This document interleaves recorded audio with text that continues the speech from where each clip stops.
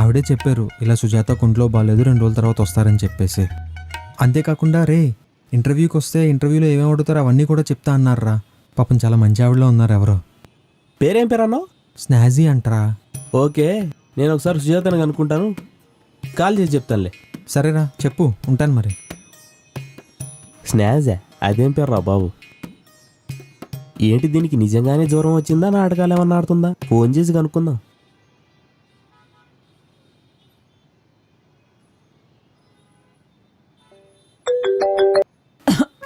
Hello Sujatha, ఏమైందే?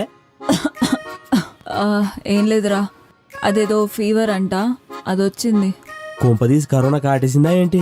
ఏ కాదురా. సుబ్రహ్మణ్యం అని ఒకరిని పంపాను, కలిసావా? సుబ్రహ్మణ్యం? సుబ్రహ్మణ్యమే. లేదురా, నా దగ్గరికి అలా ఎవరు రాలేదు. ఏం లేదే, నిన్న నీ పేరు చెప్పి ఆఫీస్ దగ్గరికి పంపించాను, కలిసావో లేదో అని.